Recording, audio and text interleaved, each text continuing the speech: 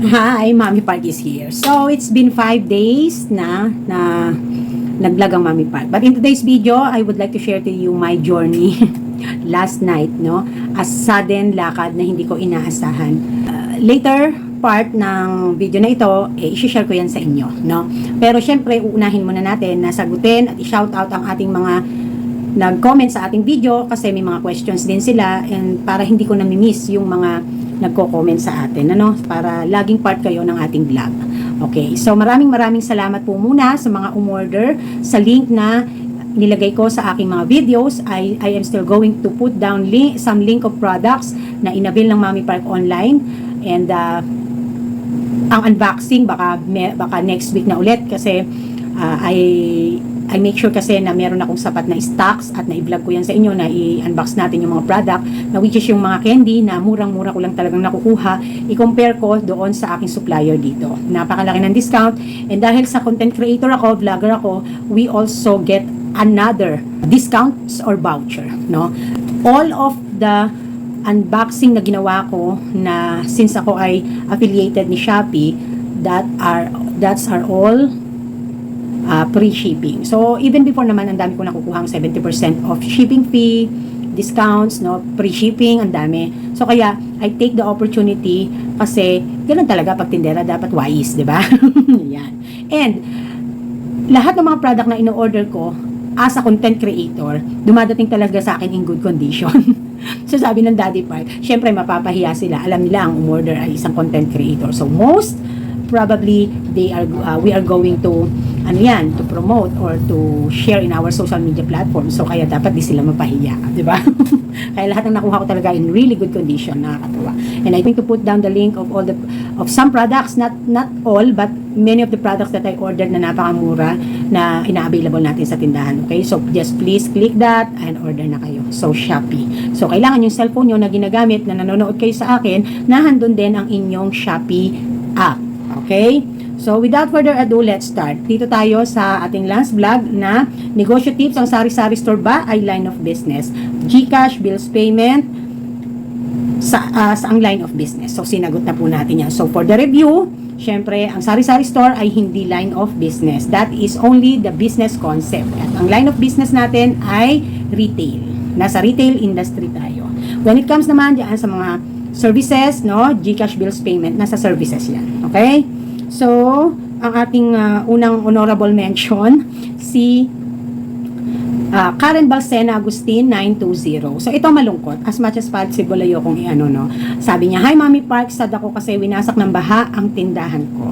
So, I just do hope na meron kang buffer funds na naka-alat para just in case na magkaroon ng mga fortuitous event o yung mga hindi natin inaasahan tulad na lamang ng calamity, no? Kalamidad, baha, sunog, ganyan, na sana ay ikaw ay meron kahit papaanong naitabi nang sa ganon ay start kang muli. I do sorry, I hope and pray for you na sana ay ma-overcome mo, pagtagumpayan mo at makamove on ka sa nangyari. So, ang alam ko kasi gawing Visayas yata ang talagang tinamaan ng huling bagyo natin. So, lagi natin tatandaan, paghahandaan din natin yung fortuitous event. Mag-advise si Mami Park. Ikaw ba, Mami Park, paghahandaan mo ba yan? Wag na akong pag-usapan, no? Kayo na lang. So, Ma'am Karen, again, I do sorry for what happened and let's hope and pray. Fighting lang, no? Hindi ito ang last, no? Hindi ito ang end of the world, no? Baka mamaya sa fresh start mo, doon ka mas lalong maging okay na okay. Diba? So, ipagdadasal natin dapat. Okay? So, Amira Samiliano, thanks much, Mommy Park, for reading our message. Always love, you're looking pretty smart. Grabe naman. You're looking pretty and smart, Mommy Park. Doon na lang ako sa pretty na lang. Wag na smart. Ano ba? Smart na lang. Naalala ko dati. Nung very first time ko na sumali sa yung pagiging muse ng mga basketball league sa barangay. First time ko. Kasi ang mga candidates, ang mga contestant na pipiliing mag-join doon ay mga mother, mga nanay, no? To give, ano ba yon? Parang to give sa month of nanay, yung buwan ng mga ina. I remember that was 2017 March, no? So, yun. So, yung nag-recruit sa akin, na nag-push sa akin, yung manicurista ko, I was in my first store sa bahay ng ate ko. Noong that time na yun. Kasi yung ate ko that time, wala pa namang anak siya noon, nasa abroad siya. So, walang nakatira sa bahay niya. So, doon kami ng mga bata, and then doon ako unang nagkaroon ng tindahang sari-sari store. So, yun nga, to make the long story short, inano ako, nick of time na, and then sagot daw nila talaga lahat. Sagot nila ang pagkain, not literally pagkain, but sagot nila lahat, yung pinaka uniform, yung susuot ko na jersey, and also yung makeup. So that time din, yung nagre-reban sa akin those times, yun din yung nag-makeup sa akin. Yun din yung na-hire nila na nag-makeup kasi taga-ron din siya those time. Baklita siya, gano'n. And then, so yun nga, na-recruit nga ako. And then, sumali ako kasi naawa naman ako dito sa mga sa mga kabataan dahil wala daw talaga silang makuhang news. And then, maliliit lang sila. Yun. So sabi nila, at least daw man lang, hindi man daw sila manalo, no? Or yung humaba ang kanilang journey, makarating sila sa finals ng basketball, at least man lang daw una pa lang bumawi na daw sila sa Muse. So, naalala ko noon, ang question is, ano daw ba ang pipiliin ko? Ang kagandahan o katalinuhan? Actually, may video ako niya, na-share ko sa Facebook yan dati. Ang kagandahan o katalinuhan. And then, I chose katalinuhan. Kasi, ang sagot ko noon, kasi yung ganda, given na yon, sabi ng nanay ko. So, confident, no? Ganon. Pero yung katalinuhan kasi, kinakailangan ko yon along the journey ng buhay ko bilang ina, para mapalaki ko ng maayos at maibigay ko yung pangangailangan ng mga anak ko as a solo parent. So, kaya yun, that makes me, that made me win sa na yon, sa Muse na yon. So, yun yung sagot ko. No, may humor, may a little bit funny, but tumbok talaga na may sense. No, pero ngayon, ang pipiliin ko, Ma'am Amira, ang pipiliin ko, pretty na lang. Charot. No, salamat talaga sa cellphone natin, ano, kasi napakaganda ng resolution niya talaga sa self video, ganyan. Ang ganda ng resolution, no? Parang tanggal ang mga anik-anik mo na tinatago, ganyan. Napakaganda ng niya, no? So sa cellphone lang 'yan. But thank you for the compliment. Maraming salamat. I do believe na we are beautiful in our own way. Ang importante talaga ito. Kasi ito ang magdadala sa iyo. Minsan ang tao, no, kahit hindi yun yung talagang norms ng society when it comes to beauty, parang ang pogi-pogi, ang ganda-ganda, kasi kapag ka matalino, strong personality, no, parang nadadala sila nun. Hindi naman ako nagbubuhat ng upuan, sinasabi ko lang naman, kasi ganun din naman ako pagtingin ko sa ibang tao. Kung i-set ko yung sarili ko doon sa norm standard ng beauty na dito natin sa Pilipinas, marami ang tsak na hindi ko gugustuhin ang sa physical, pero pumupogi at gumaganda sila sa paningin ko kapag ka nakikita ko how they smart, paano nila dalhin yung sarili nila, ganun, no? Humahanga ako dun sa mga ganun. So I'm not after the physical, honestly, no, I am more of this, yan, diba? Kasi kung more of physical ako, sana hindi si Daddy Park, diba? Yeah. Huwag nyo din sabihin may pera si Daddy Park, ha? Hirap na ako maghanap buhay mag-isa.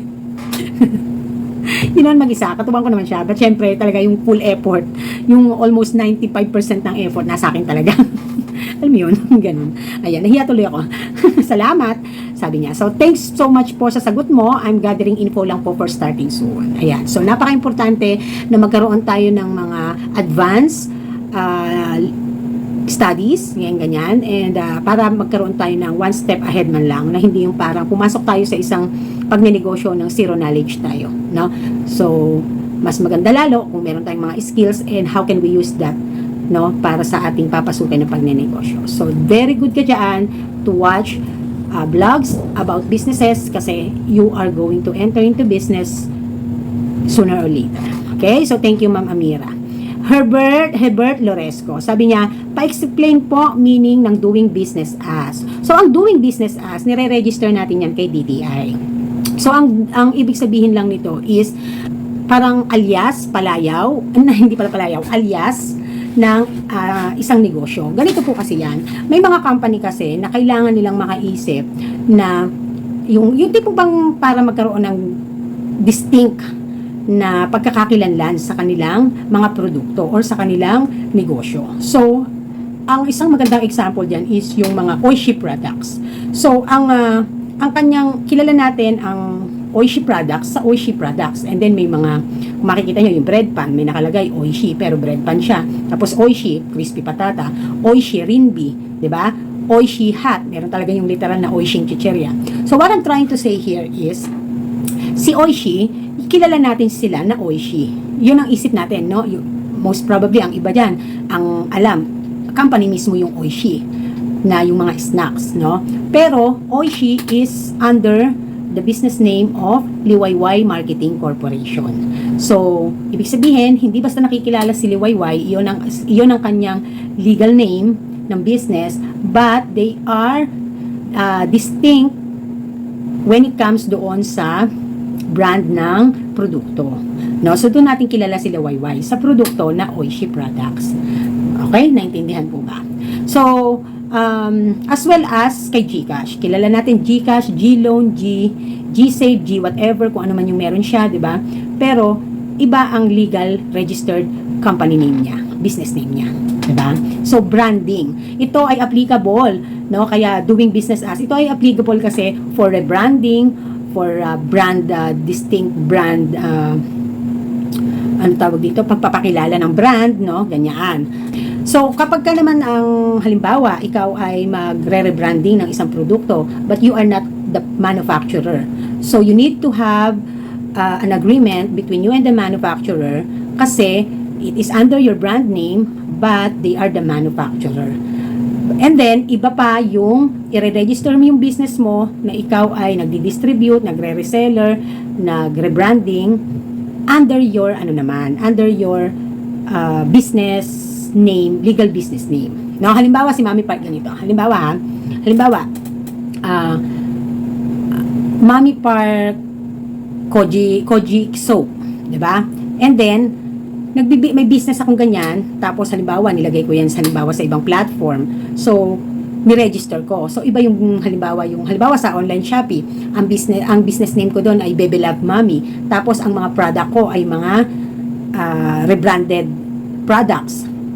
So, I have to make sure na we have agreement between the manufacturer and me na silang manufacturer at hinahayaan nila ako na ma-rebrand ang kanilang mga produkto. And then, I am selling it and doing as business as to make it legal, syempre, kailangan ko i-register ang negosyo kong sabunan o yung mga produkto na to. Diba? Magpo-fall siya into retail then also, but when it comes kasi doon sa pagre-register ng produkto at ng pangalan at ng magiging legal name na or legal business na magkikerry ng produkto. So, I do hope na naintindihan nyo. I do hope nagigets nyo. So, ang focus nito is yung when it comes to distinct name, no, para ma-recognize, easy to recognize by the consumer. And that is doing business as. Okay? So, alam ko yung na-register nyo yan sa DTI. Okay? So, I do hope na medyo nasagot ko. Heber Loresco, hindi ko kasi ito masyadong, hindi ko ito basta tinatakal sa natin kasi nga, ito kasi ay malalim na parang medyo a little bit far away ng konti sa ating negosyong sari-sari store. So, pero nasagot ko pa rin kahit paano, no. Ricky Anuevo, good day po Mami Park, quality viewer here. Hehehe, God bless. Ayan. Helen Bosio, gusto ko sana mag-order kaso sa layo malaki ang shipping, sayang. Ayun. Judith Ramos, Mami Park, hindi ba pwedeng mag-boycott din tayo? Lahat ng mga store owner, wag magbabayad ng tax kasi ninanakaw lang ng mga nakaupong politika. Tayong store owner, walang palya, yearly bayad, buwis, pero saan napupunta? Kainis. Alam nyo, if there is one parties or organization or big people that initiate with this protest, I will support. Kasi syempre, totoo naman, Ma'am Judith, nakakairita talaga. One of the reason kaya hindi ko masyadong tinatakil ang politics, government, relihiyon dito sa aking kasi baka makapagmura ako kasi malutong akong magmura sa totoo lang. Marunong akong magmura, malutong akong magmura talaga. But hindi ko siya ginagawa when it comes to social media. Kasi when it comes in vlogging. Kasi nga, syempre, we are influencing people, no? So, yung mga pangit din na traits natin, minsan, at the back of the camera na lang. Kaya hindi ko masyadong kasi nakakagigil. Nakakagigil talaga, nakakainis. Actually, mula nung sumiklab yung ghost projects na yan, wala na lang ako talagang choice na laging dumadaan sa feed ko talaga. Puro mga tungkol sa gobyerno, tungkol sa ghost projects and everything. Nakakairita talaga. If there is malakas ang loob na group of people that initiate, no, for this protest, I would support the best way I can. Ganon. But I'm not saying na gagamitin ko ang aking platform to spread hate, no? To inform people, to somehow open their eyes, no, sa mga kasi hindi natin din kasi masasabing lahat magsusuporta. Kasi dapat unity, di ba? Para maano natin yung goal. So, kung naalala nyo yung naging trending din na ang Nepal, na talagang mga Gen Z ba? Mga Gen Z talagang sila ay nag-protest. Nagkaisa talaga sila. Sana kung ganun ang mangyayari dito sa atin, sa bansa natin, magkakaisa tayo, people power, no? Pero kung hindi, at iilan lang, hati pa, busy ka kasi mas isipin mo kasi pumasok sa mga gulot ganyang protest, unahin mo muna yung negosyo mo dahil hindi ka kakain kapag pinabayaan mo yan. Walang mangyayari, no? Pero pag may unity, may pagkakaisa, we are willing to give effort and support. Possible na mangyari na mapakinggan tayo. Kasi ako talaga, tulad yan, mag-aanuhan na naman, filing na naman, di ba? Nakakapagod, pero wala tayong choice. Hanggat walang binababa na batas na tayo ay pinapayagang wag munang magbayad, delikado tayo kapag magkukusa tayo sa sarili lang natin na wag magbayad, tas kakatwiran natin, kinukurapot lang. Kasi hindi ito yung tamang magiging way natin, no? Dahil tsak na ma-open case tayo. So, yun lang yung masasabi ko dyan, Ma'am Judith. So, sabi pa ni Ma'am Judith, shout out po sa lahat ng mangkukulam. Kulamin nyo na nga po lahat ng mga magnanakaw sa kaban ng bayan. Biruin mo, milyones over all bilyones. Samantalang ako, nagkakasya sa dos na tubo sa chicheria, Mariosep. Lumalaban ng legal kahit may sakit. Kakaiyak po kasi. Totoo naman. Kasi si Ma'am Judith po ay PWD. O, imagine that. Lumalaban ng patas. Nakakagigil naman talaga, di ba? But again, sasabihin ko nga, hanggat walang ibinababa na notice na tayo ay pwedeng mag-skip ng pagbabayad, ay wala tayong magagawa but to comply. Okay? Magpapatuloy tayo para masustain natin ang kanilang lavish lifestyle or pangungurakot. Ganon. MJ402, maraming salamat po, Mami Park, sa pagpapansin mo sa aking mga katanungan. Siguro, ads on na lang pag-iisipan ko paano kaya i-ads on. Nasa service industry na po ang business ko. I appreciate po ang pagsagot mo. God bless.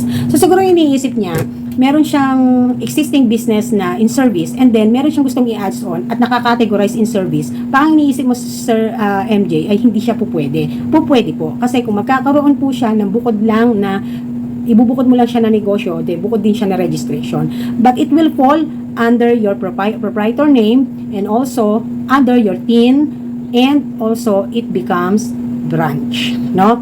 Naalala po ba ang lesson kung mga nakapanood po kayo na pagdating po sa registration, even you have multiple businesses, walang problema dyan. And if it only one TIN ang gagamitin and under your name, ikaw pa rin ang proprietor, walang problema dyan kasi it will become lang branch ng business mo, even if it's not line of business, same as your main business, yung pinakauna mong inirehistrong negosyo. Halimbawa si Mami Park, ito yung aking business, ito yung pinaka-main ko, and then I'm going to venture into another business like in service, no? Halimbawa, so separate, lang siya, registration, kukuha ko pa rin siya ng bukod na registration, but when it comes to, magpo-fall siya lang under my name also and under my TIN.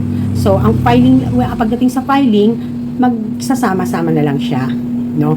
And it will become the first branch 01 sa ating TIN number yung nasa dulo 000. So na-review ko pa kayo, di ba? Nagkaroon pa kayo ng idea kung nagegets nyo. Okay? Si Ellen Pilar, hi po, opo, relate ako at masaklap po, hipag ko pa ang may tindahan, walang permit, hi nako, ano ba dapat gawin? Always watching po, Mami Park, love you. Thank you. Yun ang masaklap minsan, kamag-anak pa natin yung kalaban natin, tapos hindi pa registered. So, anong masasabi ni Mami Park dyan? Medyo close, muna tayo dyan. Kasi hindi naman natin basta po pwedeng awayin ng ating kamag-anak. So, magdasal na lang tayo na time will come na sana ma-realize nila. Kasi kung sa atin mismo manggagaling yung contradiction about it, at saka paghihinalaan tayo, anuhin tayo na tayo ang nagsumbong o nagchuchu, no? But let's pray na lang na sana ay magkaroon ng isang pangyayari nang sa ganon ay ma-realize niya kung ano ang pagnenegosyo at ano ang mga compliance na dapat gawin. So that's only that I could advise kasi I cannot chuchu naman to you na kalabanin mo ang iyong hipag in a way na or awayin mo ang iyong hipag in a way na para isuplong siya when it comes to her legalization. So we know better. Pero kung hindi nila alam ang tama, let's pray na lang and hope na magkaroon ng isang scenario na or event na makapag-comply siya. Okay? So, thank you, Ma'am Ellen Pilar, and I love you too. Okay? Dolores Yabut, hello, good morning, Mami pa. Ayan. So, ang next naman natin pag-uusapan ay ang aking naging journey last night. No? Bakit, ma'am? At 7 liter? Hindi naman. Why? Wala akong magbantay dyan. Wala. Yung mga anak ko nandito pa, mamaya-maya. Ano oras na dyan? Bakit? Paano naman ako makakaalis dito? 35. Bakit gabi? Ano? Gabi ba? Wala ka sa akin.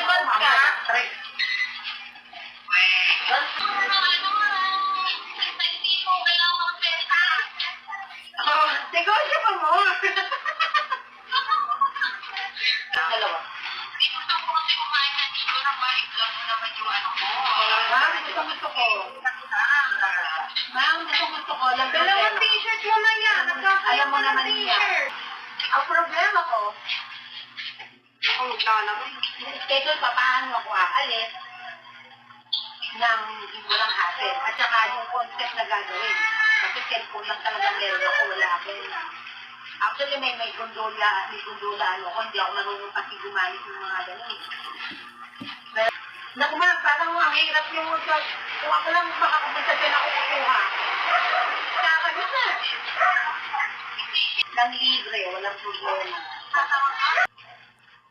Pag nag-paid advertisement ka ma'am sa Facebook, dapat meron ng vlogger na magpupunod. O kaya, gagawan mo ng video na matulog.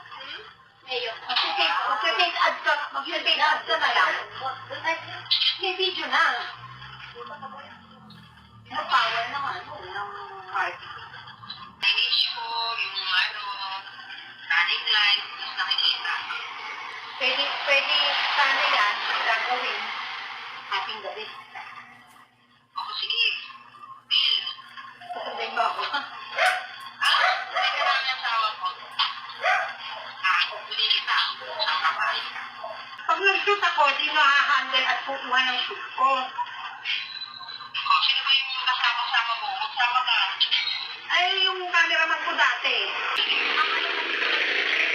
Ang pag ako mag-direct ng shoot, alam niya kapag kapangit ang sinushoot niya. Marunong kami mag-collaboration sa gusto namin. Nakakasundo ko siya. Meron kasing inutusan. Pero hindi siya videographer, hindi siya, Maganda na may mga action ko maayos silang kumuha. Ganun. Kung pwede yung script, hindi maganda ang scripted pagdating sa film. Lalo ngayon, naniniwala ako, alam mo ba, mas masarap ang natural blood. Kasi yun ang mas kinaniniwala ng tao. Oo naman. Sa totoo lang na. Alam ko, ikaw lang naman kilala kong vlogger na yakang-yakang. Yung part ko kasi, yung approach mo, pag nag-vlog ka, yung supernatural kasi. So, I mean, hindi mo kung nag-vlog ka, baka habang kumakain ka, masasabi ko agad yung hindi na totoo nga, di ba? Kaya sabi ko, si Mami Park.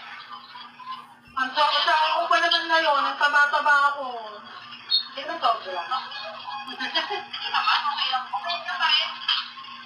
Why don't you offer free wifi there para, Sure. Starting tomorrow, we Happy wifi na hagay. I think ano yun, magandang ano din yun. Kasi ang kailangan mo din patiglaan, smooth traffic. Yun ang pinaka-importante. Na! Dapat kasi pagpipingan muna natin kung paano ang ano, tapos yung shoot day, kailangan schedule. Kailangan mapipita muna para, halimbawa, may rin hindi, yung ganito mo, ganito, yung ano mo, ganito. Kung pwede ko pumunta ngayon lang. Nako, nagsasara ako dito mga 11:30. Tatry ko pupunta ako dyan ngayon. Mag-usap lang tayo. Mag-kwentuhan lang tayo ng lahat ng ano. And then, kakausapin ko si Joby, yung next visit, mag-aano tayo. Mag-shoot. Kakausapin ko muna para, pwede ba tayo makapagawa ng, ano, lang together tungkol sa BIR. Ano pala? Ayan, o diba? So, para, o yung mga double promotion yun, no? Yung BIR, o sa mga nagsasabing baka hindi ako kilala personally ni Ma'am Irene.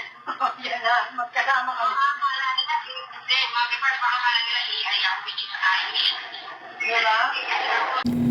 So ayun na nga, no, napapayag daw din ako ni Ma'am Irene na tanggapin yung invitation niya kasi suddenly nga bigla siyang tumawag and I have no idea na aalis ako kagabi. So it was really a sudden decision and a sudden invitation also. So ang kagandahan naman kasi yung mga anak ko ay walang pasok kinabukasan kasi today is Sunday, so Sabado kagabi, kahapon. So I able to accept the invitation kasi hindi lang na ano dun sa review ng camera ko dahil ang kinuha ko lang yung record dito sa camera, but talagang she really wanted me to come over that night or last night. So ayun, i-share ko sa inyo yung aming mga napag-usapan, yung meeting, yung concept. So hindi lang pagbisita para sa collaboration ng promotion ng kanyang businesses or ng kanyang latest business ngayon na ramyun shop or paano ba sabihin yan, yung kainan ng mga noodles, ng mga Korean noodles, kundi binigyan din natin siya ng mga highlights, mga pinaka-importante and basic na business advices. Kasi ito nga yung ano namin ni Ma'am Irene na siya BIR talaga ang forte niya, wherein ako naman talaga sa business operations. So, good thing na lang na meron ako mga background knowledge about it. No? I'm not professional when it comes to this kasi I didn't have business like that before, but because of we are into business and also yung sales, matagal na tayo sa klase ng serbisyo when it comes to sales and literally sales, no, ay meron tayong mga na-input kay Ma'am Irene na mga advices na po pwede niyang i-consider to do or apply in her business and businesses. So tara, samahan niyo ako sa ating journey, no. So after ma-confirm na susunduin na nga ako nila Ma'am Irene, naglinis-linis na ako agad ng store. Nang sa ganun ay magawa ko na ng maaga yung mga duties ko before ako nagsasara. So habang naglilinis at naghihintay ng oras, nagbebenta pa rin ako. And I have no intention to close it agad until dumating sila Ma'am Irene. So bukas pa rin ako pero nag-ayos na ako, nagpalit na ako ng damit at binitbit ko na ang bag ko. So, bukas pa rin ako, benta pa rin ako. Kasi nga, sayang ang benta. So, good thing na lang, bago tayo magsara, na sold out ang ating gin. So, habang hinihintay natin si Ma'am Irene, benta, sige, benta. At talaga namang nakakatuwa kasi ang bili ngayong araw ng Sabado. So, dumating na sila, finally, ayan. So, only less than 1 hour lang yung biyahe nila from Pulilan to Pandi. And, nakakatuwa kasi after 5 years, ito ulit yung second time na ito na yung second time na nagkita kami ni Ma'am Irene. So, lagi lang kami nag-uusap sa video call kasi yung mga client niya na mga nagpunta sa kanya, na galing sa ating mga video sa mga tax topic, ay kailangan minsan nag-uusap din kami. So, ayan, magsasara na tayo. At pupunta na tayo doon. Ayan, excited na ako. So, palabas na kami ng Willow Bend Subdivision. We are heading to her shop. Ayan. So, ito guys ay Pulilan crossing na. So, dito daw sabi ni Ma'am Irene ay yung literal na lumuluhod ang mga kalabaw. pag-piyesta. So, yun kasi ang kultura ng Pulilan sa araw ng piyesta. This is also a reminiscing, no? Yung comes back memories, yung ganon. Kasi, yung first hindi, second ba? Ang lantod ni Mami Park, Yung boyfriend ko, may nagkaroon ako ng ex from Pulilan. Ayan. So, ayan na, nandito na tayo. We finally arrived. And in today's video, ito ay, itong pag-meet namin ni Ma'am Irene na to, is not just only para magkaroon ng idea at makaisip ng concept para sa kanyang promotion ng business, but also to give her advices nang sa ganon kung alin yung pwede niyang ma-improve before the shoot. Kasi sabi ko, may mga bagay doon sa kanyang loob ng shop na dapat dito sa ganitong part nakapwesto kasi yung konsepto nga ng kanyang negosyo ang ating talaga doong ipinupush. So, kaya naman sukat-sukat ang ina nyo dyan at talaga namang literal na nagbibigay tayo ng advices kay Ma'am Irene, So, to maximize her space and also to make sure na maipabatid sa kanyang mga customers, sa mga walk-in people there, na ano ang ino-offer ng business na iyan or ng establishment na iyan. Not just only they know that it is a Korean ramyun shop, but also yung konsepto na iyan ay self-cook, self-service. So, para exciting and fun ang maging experience ng ating mga customers. So, ang dami kong mga key points na in-advise sa kanya, especially yung lightning niya sa labas. So, pagka ganito kasing mga business guys, kailangan talaga dito yung pagpapapansin para ma-attract ang mga customers. So, syempre, hindi lang tayo aasa sa regular customer, but also yung walk-in target natin to be our regular customer. So, kaya kailangan sa labas pa lang, dahil glass door naman ito, kailangan sa labas pa lang nakikita na nila, ay, ito pala ay kainan ng mga Korean noodles na trending at self-cook, self-service.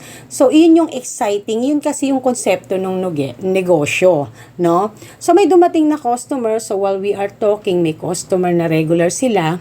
And they are also having a promo na yung parang loyalty card, loyalty points. So, we cannot just talk super duper, alam mo yon, yung medyo malalim na topic kasi syempre may employee na nasa paligid and also may customer. So, there are some things na mga pinag-uusapan na hindi basta-basta dapat naririnig ng ibang tao.